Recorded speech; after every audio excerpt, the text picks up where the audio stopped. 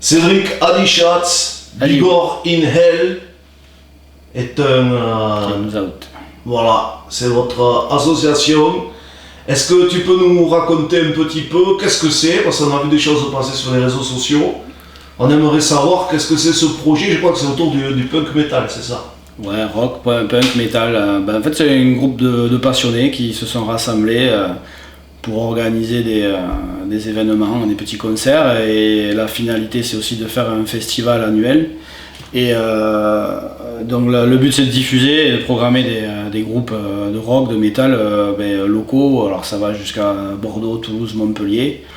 C'est pour leur donner une visibilité parce qu'on a constaté déjà qu'il y a beaucoup de groupes. Et il y a des vraies pépites, il y a de très bons groupes qui sont pas connus, pas forcément connus. Et je pense qu'un petit coup de pouce, surtout en ce moment, ça leur fera bien plaisir et puis nous aussi. Et le but, c'est de faire découvrir au public ces gens-là et peut-être leur proposer d'aller plus loin, je sais pas. Comment elle est née cette aventure? Est-ce que tu peux nous raconter un peu la genèse de ce projet? Alors personnellement, moi j'avais organisé dans le cadre du comité des fêtes de Castéraloup, d'où je viens, un petit festival, un petit truc tranquille, en 2006-2007. Donc ça s'appelait le Rock in Castéraloup. Et ça n'a pas continué parce que le bureau s'est cassé la gueule, ça m'est resté dans le coin de la tête pendant des années. La vie a continué, j'ai pas eu l'occasion de lancer ça, et surtout tout seul, c'est toujours compliqué. Et puis je suis passé au Hellfest en 2019 et ça m'a redonné l'envie, et du coup j'ai profité d'arriver sur un groupe Facebook en été 2020 qui s'appelait Bigor in Hell, créé par Gilles Le Tertre, qui est maintenant le cofondateur de Bigor in Hell. Donc j'ai balancé ma bouteille à la mer pour chercher du monde, voir s'il y avait des gens partants, et puis j'ai eu de très bonnes réponses positives des gens partants, et du coup on s'est rassemblés ici même chez moi en septembre 2020, et depuis on fait des réunions toutes les semaines, tous les mois, excusez-moi, et ça avance en fait. Le projet est vraiment en train de se concrétiser, et là on a créé l'asso en mai, c'est tout récent. On a lancé les réseaux, on s'est lancé sur les réseaux sociaux, on a déroulé notre plan com grâce à une super équipe dédiée d'ailleurs. Je tiens d'ailleurs à tous les saluer, à toute l'équipe, et vraiment les remercier pour tout le boulot qu'ils sont en train de mener. Et donc on est sur Facebook, sur Instagram, on a un site internet qui s'appelle bigorinhell.fr. Puis voilà, on est en train de se faire connaître. On a proposé des partenariats à des groupes, comme je dis, les groupes du Grand Sud-Ouest. L'intérêt, c'est d'échanger dans nos communications, c'est-à-dire de se faire connaître.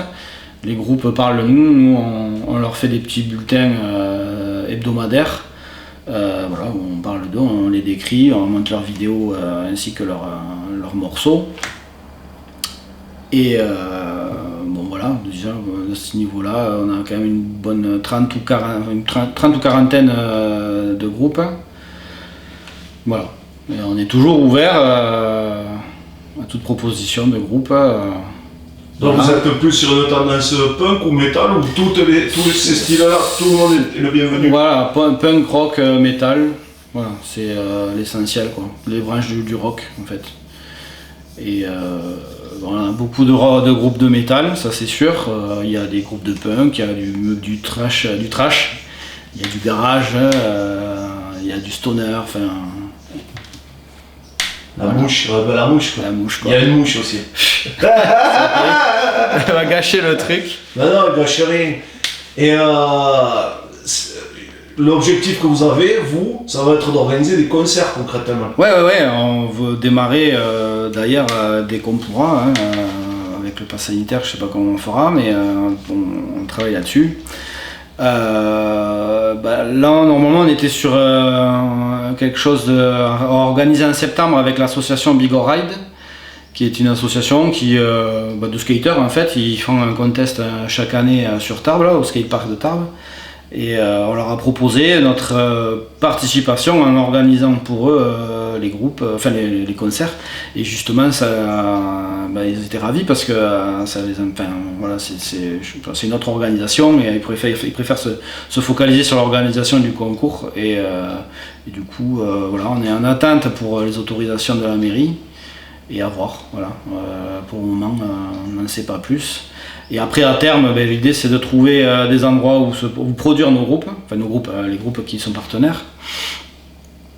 Et après le festival, on l'espère, premier week-end de juillet 2022, au mieux, sinon ça sera 2023, mais normalement on reste sur juillet. C'est prévu à peu près 2-3 semaines après le Hellfest justement. Voilà. Le métal a souvent une image un peu brutale. Agressif, oui, tout ça, oui. On a en Gascogne ici, on a quand même de super ambassadeurs, notamment on pourrait évoquer Gojira. Personnellement, pourquoi t'aimes toi ce style métal? Déjà, moi c'est une musique qui me met en énergie. Alors il n'y a pas forcément besoin que le chanteur gueule pour ça, hein. C'est vraiment musicalement, moi je ressens vraiment beaucoup d'énergie là-dedans qui me motive dans ma vie de tous les jours.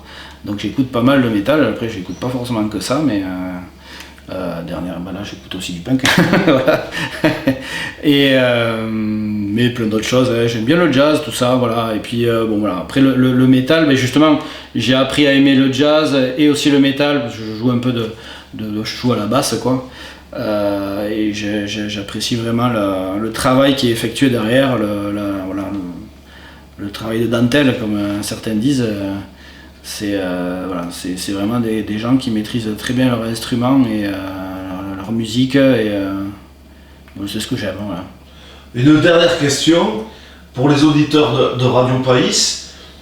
Vous êtes aussi ouvert aux groupes de punk et de métal qui s'expriment dans des langues minorisées. Vous n'êtes pas fermé à ça? Alors, j'ai pas parlé du côté terroir, hein, parce qu'évidemment, moi étant agriculteur, et fier d'être bigourdan, pour moi c'est quelque chose d'important et c'est une des premières choses qu'on s'est dit. Il faut qu'on valorise effectivement les groupes, les valoriser oui, pas plus forcément que les autres, mais évidemment qu'ils sont plus acceptés. Il n'y a pas photo, voilà. Donc on va voir les groupes qui nous répondent pour le partenariat. On espère bien voir Papagayus chez nous et pourquoi pas Boisson Divine aussi, que j'aime vraiment beaucoup aussi.